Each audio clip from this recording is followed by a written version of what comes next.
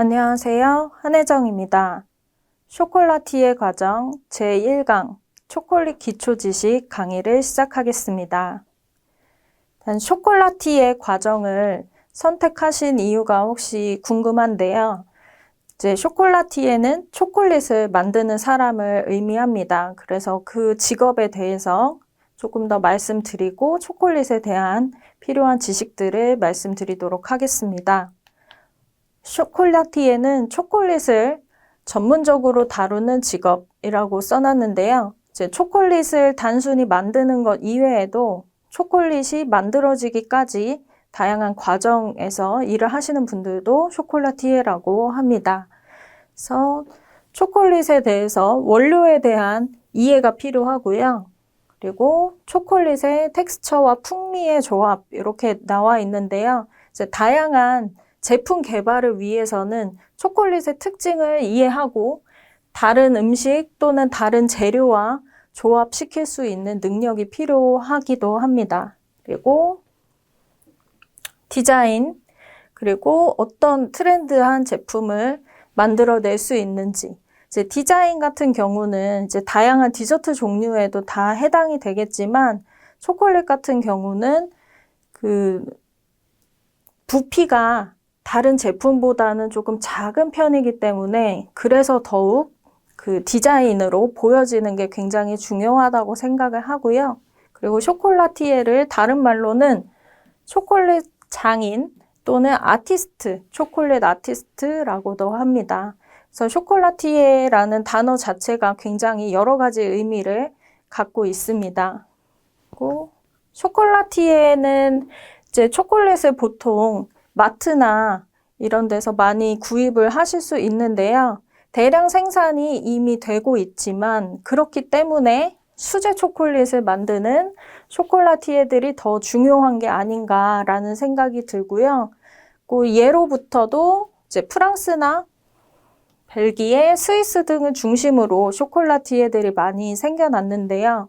그때도 초콜릿은 대량 생산이 가능한 품목 중에 하나였지만 다양한 조합으로 맛있는 초콜릿을 만들어내는 각국의 쇼콜라티에들이 더 많이 생겨났다고 합니다. 그래서 쇼콜라티에가 갖는 의미가 있다고 생각이 들고 이제 큰 의미로 보자면 파티쉐 그 안에 초콜라티에가 있는 거 아닌가 이렇게 생각하실 수 있는데요. 이거는 약간 우리나라에서의 개념과 이제 유럽이나 이런 나라들에서의 개념이 조금 다른 것 같긴 해요. 그래서 이제 우리나라는 보통 빵집에서 빵도 팔고 케이크도 팔고 발렌타인 시즌이 되면 초콜릿도 팔고 이렇게 판매를 하지만 유럽 같은 경우는 빵집에서는 빵만 팔고 그 다음에 파티스리는 제과점, 그래서 제과로 만든 제품들을 판매하는 게 파티스리고 그리고 초콜릿만 판매하는 쇼콜라트리라고도 하는데요. 초콜릿만 판매하는 전문점, 쇼콜라트리가 따로 있고 빵을 판매하는 블랑제리,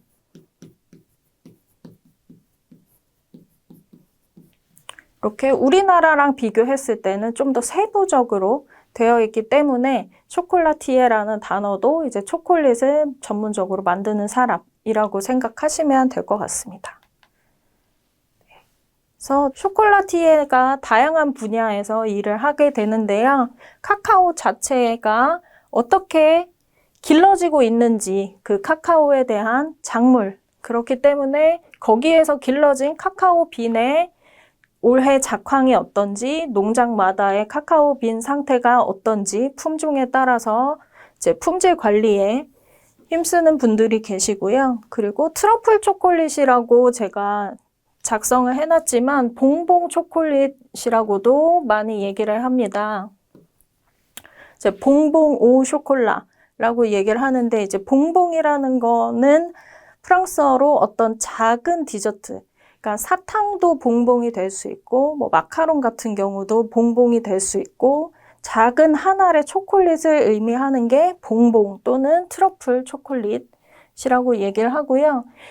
그 발렌타인 시즌이나 겨울이 되면 대형마트에서 트러플 초콜릿이라는 이름으로 된 약간 동그랗게 뭉쳐진 초콜릿 같은 걸 보실 수 있을 텐데, 실제로 트러플하고 모양이 닮았다라고 해서 트러플 초콜릿이라고 불러지고요. 그 현대에 사용을 할 때는 좀 다양한 맛을 접목시킨 초콜릿들을 트러플 초콜릿이라고 생각하시면 되겠습니다. 그래서 그런 제품을 생산하고 메뉴 개발을 하는 그런 일을 쇼콜라티에가 하고요. 그 뒤에서 빈투바 초콜릿에 대해서 설명을 해드릴 텐데, 카카오 원두 한 가지를 가지고 만들어내는 초콜릿이라고 생각을 하시면 되겠습니다. 그래서 카카오 본연의 맛을 살리는 초콜릿이고요. 네, 최근 트렌드인 제로 음료나 제로 아이스크림 같은 디저트 많이 보셨을 텐데요. 초콜릿에서도 예전부터 비건 인증을 받은 초콜릿이나 슈가프리 제품들이 나오고 있습니다. 그래서 그런 트렌드에 맞는 초콜릿을 개발하는 업무도 쇼콜라티에가 하고 있고요. 그리고 초콜릿 자체와 커피, 와인, 위스키 이런 음료랑 페어링을 한 메뉴를 개발하실 수도 있는데, 우리나라에서는 크게 이제 와인과 초콜릿을 즐기는 분은 별로 없는데, 그래도 와인하고 그 초콜릿의 페어링을 이제 즐기는 분들이 많이 계시고요. 그렇기 때문에 음료와의 조합이 중요하다고 생각하고, 그다음에 이 보여지는 대형 공예품을 제작하는 쇼콜라티에 분들도 계십니다. 그래서 행사장이나 어떤 대회장 이런 데서도 월드 초콜릿 마스터 대회나 이런 데서 주제를 주어지고 재료를 정해놓고 재료의 양을 정해놓고 공예품을 만드는 것을 직업으로 하시는 쇼콜라티에 분들도 계시고요. 그 다음에 저와 같이 쇼콜라티에 교육 분야에서 일하는 분들도 쇼콜라티에라고 할 수 있겠습니다. 그래서 이제 세계적으로 유명한 쇼콜라티에 분들을 좀 말씀드리려고 가져왔는데요. 피에르 에르메, 장포 레방, 피에르 마르콜리니, 도미니크 페르슨 이런 분들은 본인의 매장을 가지고 실제로 유럽에서 매장을 가보실 수 있는 분들이고요.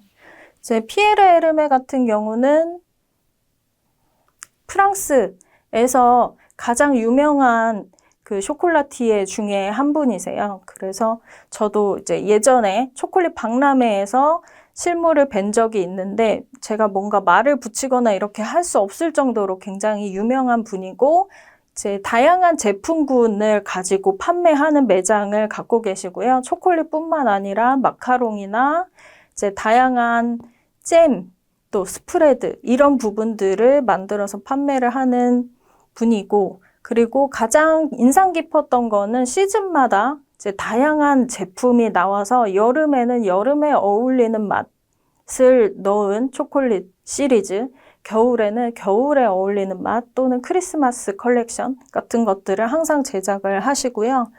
장포레방 같은 경우에도 이제 두 분의 스타일이 조금 비슷하기는 하지만 장포레방이 조금 더 이제 고전적이고 우리가 알고 있는 초콜릿이 그 모양을 띠고 있는 편이고요. 피에르 마르콜리니 같은 경우에는 프랑스에서 성공한 벨기에 쇼콜라티에다 이런 타이틀을 갖고 계시고 방송 활동도 많이 하시는 편이고요. 피에르 마르콜리니의 초콜릿의 특징은 저희가 디핑이라고 해서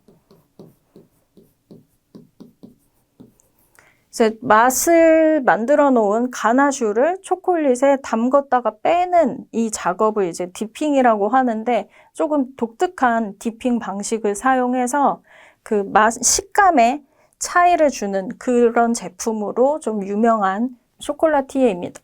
그리고 도미니크 페르스는 이 본인의 이름을 가지고 매장을 운영하시지는 않고요. 초콜릿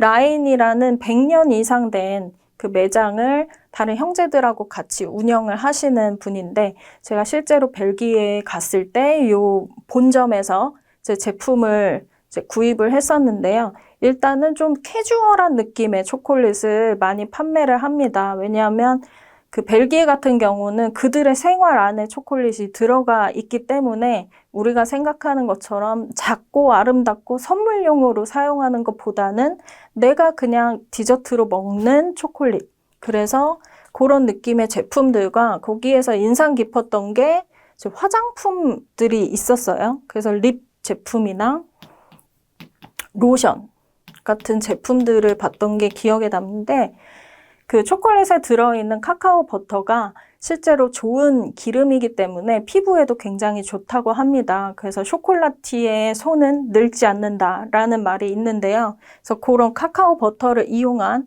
립과 로션 제품을 판매했던 게 기억이 나는 이제 매장이었습니다. 그리고 스테판 루흐는 보통 쇼콜라티에라고 부르기보다는 그냥 셰프나 파티시에라고 부르는데요. 프랑스의 그 제과 명장인 모프인 그 셰프이시고 전문적으로 전 세계를 돌면서 초콜릿 쇼피스, 그러니까 앞에서 말씀드린 공예 작품을 만드는 셰프라고 생각하시면 됩니다. 그래서 다양한 페이스트리나 이런 파티시에의 경력도 갖고 있지만 가장 유명해지게 된 계기가 초콜릿 작품을 만들면서였기 때문이기도 하고 현재도 그 전 세계를 돌아다니면서 이런 초콜릿 작품을 만드는 방법, 이런 세미나 같은 거를 많이 하시기 때문에 한국에도 1년에 한 번쯤은 오시는데 세미나에 이제 가고 싶어도 자리가 없어서 못 갈 만큼 셰프들 사이에서는 유명한 그 셰프이자 쇼콜라티에라고 생각하시면 될 것 같습니다.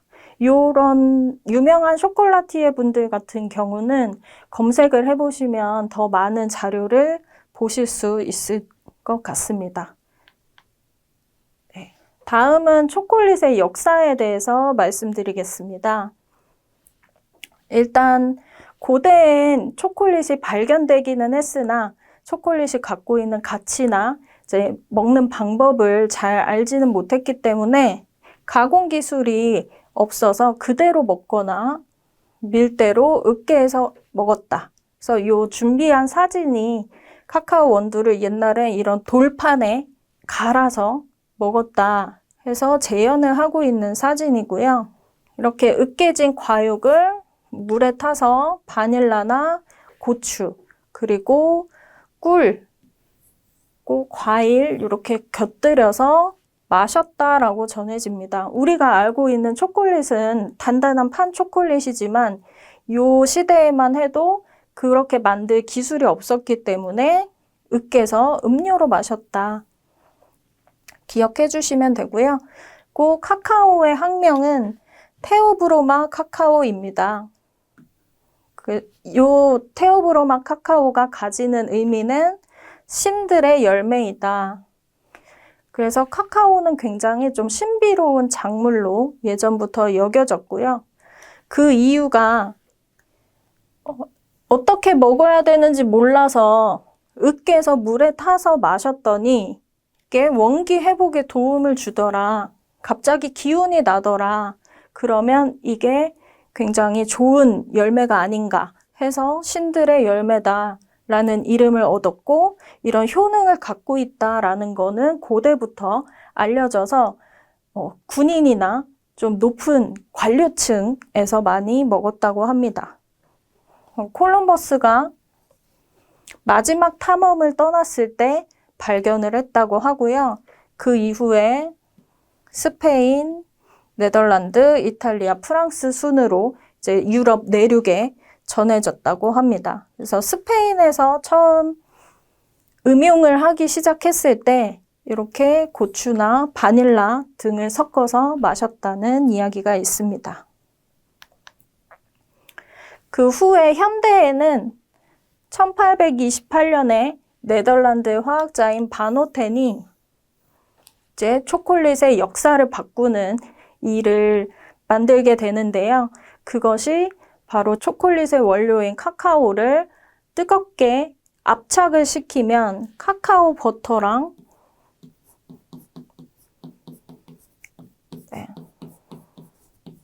카카오 메스를 분리할 수 있다. 요 압착하는 기술을 이제 발견하게 된 게, 만들게 된 게 바노텐이라는 사람이고, 그로 인해서 이 메스를, 이 카카오 버터를 짜내고 남은 여기에서 카카오 파우더를 생산해서 최초로 판매를 하게 됩니다. 그래서 실제로 지금도 요 바노텐이라는 브랜드로 초콜릿도 판매를 하고 카카오 파우더도 판매를 하고 있습니다. 그래서 검색해보면 찾으실 수 있을 거고요. 그래서 이렇게 카카오 버터를 분리해내는 기술을 통해서 우리가 지금 먹고 있는 이런 바 형태의 초콜릿을 만들 수 있게 되었다라고 생각하시면 되겠습니다. 그리고 이 과정에서 그 압착을 하기 위해서 갈아놓은 형태, 페이스트 형태의 카카오 리커라는 표현이 나오고요.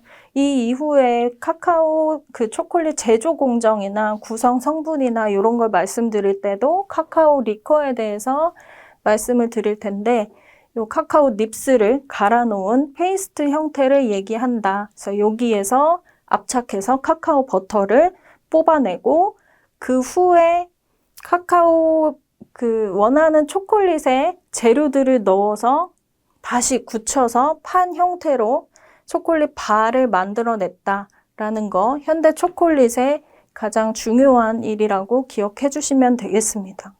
그 이후에 스위스에서 밀크 초콜릿이라는 것을 개발을 하게 되는데요.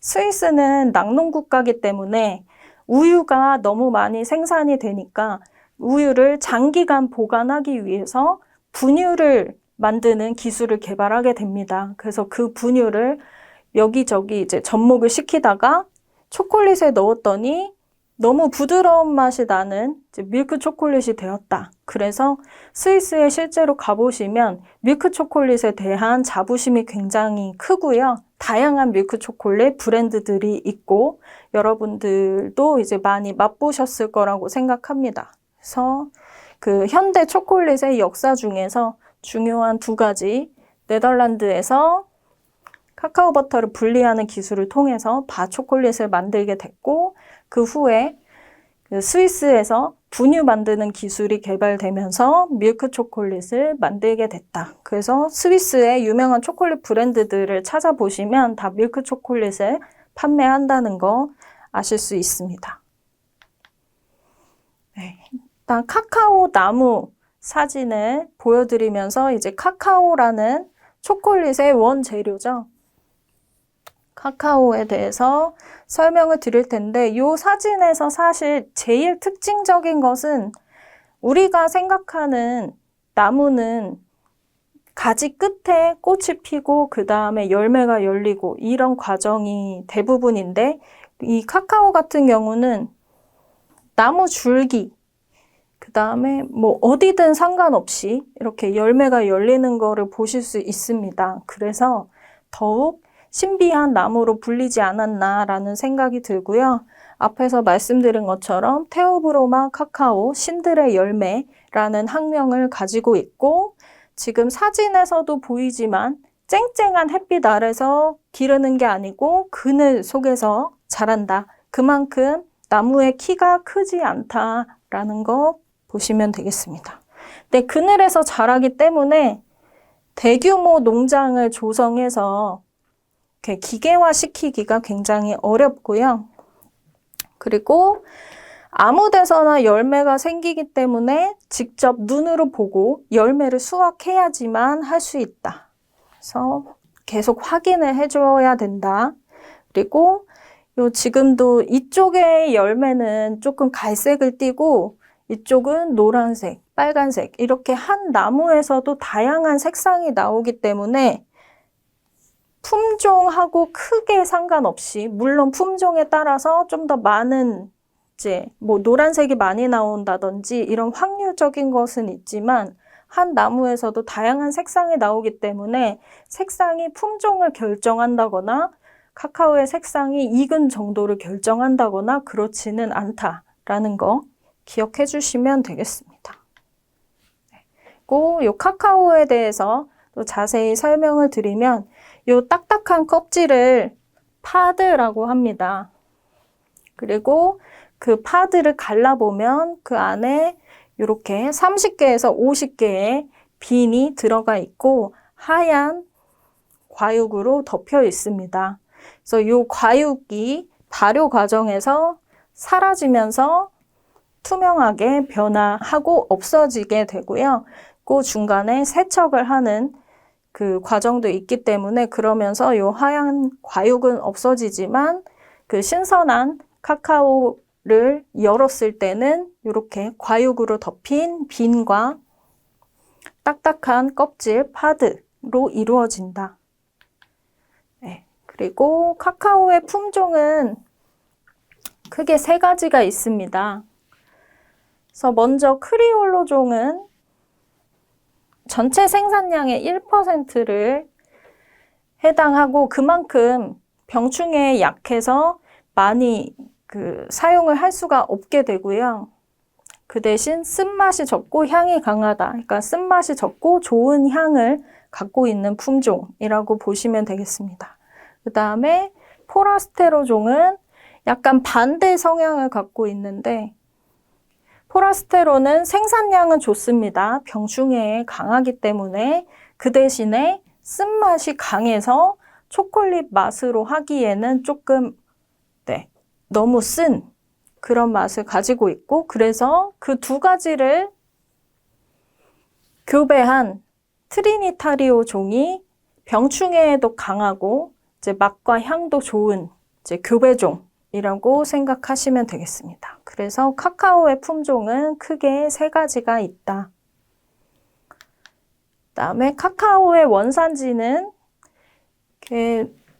커피를 공부하시는 분들이 아마 많이 들어보셨을 그런 원산지들인데요. 그래서 커피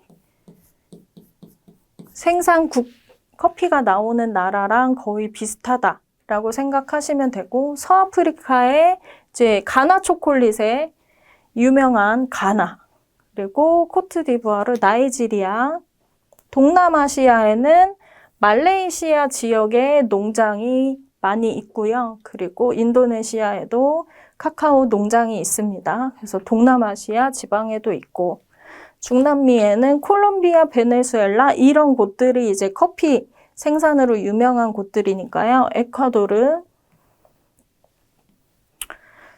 그 커피 생산하는 환경과 비슷하다라고 생각해 주시면 되고 그래서 이 지역들의 특징은 제가 수업을 할 때마다 좀 기억하시기 편하게 말씀을 드리는데요. 적도를 기준으로 위로 1칸, 아래로 1칸, 열대우림의 고온다습한 환경에서 카카오 나무가 자란다 라고 기억해 주시면 되겠습니다. 네, 이렇게 해서 첫 시간 수업을 마무리해 볼 텐데요. 일단 처음에 쇼콜라티에가 어떤 직업인지에 대해서 말씀을 드렸어요. 초콜릿을 만드는 사람도 있지만 카카오에 관련돼서 카카오 농작물을 관리하고 그 빈의 품질을 관리하시는 분들도 쇼콜라티에다. 그리고 그 초콜릿 공예품을 만드는 분들도 쇼콜라티에. 또 관련된 제품을 개발하는 분들도 쇼콜라티에. 그래서 생각보다 쇼콜라티에가 하는 일이 굉장히 다양하고 많다라는 거 처음에 말씀드렸고요. 그 다음에 초콜릿의 역사는 콜럼버스에 의해서 발견돼서 스페인을 통해서 유럽 전역으로 전해졌고 처음에는 카카오 자체를 뭔가 발효하거나 건조하거나 이런 과정을 몰랐기 때문에 그 열매를 수확해서 으깨서 물에 타서 먹었다. 근데 이게 먹고 나면 원기를 회복시켜 주기 때문에 좀 신비한 열매로 불렸고 고위층에서 자주 먹었다. 그래서 이게 유럽으로 가면서는 상류층만 누릴 수 있는 문화로 발전이 되기도 했습니다. 그래서 초콜릿의 역사, 그거는 이제 고대의 역사라고 치면 그 후에는 현대에 이르러서는 카카오 버터를 바노텐에 의해서 카카오 버터를 분리하는 기술이 생기고 그 후에 초콜릿 바를 만드는 기술이 완성이 되면서 우리가 아는 초콜릿의 형태로 발전이 되었고 그 후에 스위스에서 분유를 넣은 밀크 초콜릿이 개발되면서 다양한 초콜릿이 생산이 되기 시작하였고요. 그 다음에 카카오 자체에 대해서 말씀을 드린 것은 아무 데서나 열린다. 카카오 나무의 어떤 위치든 줄기든 가지 끝이든 상관없이 열매가 열리고 그렇기 때문에 사람이 계속 수확 과정을 지켜봐야 되고 작은 농장에서 할 수 있다. 그늘에서 자라기 때문에 소규모의 농장에서만 카카오를 기를 수 있다는 거 말씀드리고 그 다음에 카카오의 품종은 3가지가 있다. 네, 크리올로종, 트리니타리오종, 포레스테로종 해서 요 3가지 중에 트리니타리오가 교배종으로서 가장 많이 사용을 하는 이제 카카오 품종이다. 그래서 3가지 설명을 드렸고요. 그 다음에 원산지는 커피 원산지와 거의 비슷한 그래서 적도를 기준으로 위로 1칸, 아래로 1칸, 고온 다습한 환경에서 카카오를 생산을 한다. 이렇게 카카오에 대한 것, 그 다음에 초콜릿이 현대까지 어떻게 발전되었는지, 그리고 쇼콜라티에라는 직업은 어떤 일을 하는지 오늘 말씀을 드렸습니다. 네, 이번 시간 내용은 여기까지입니다. 다음 강의에서 뵙겠습니다. 감사합니다.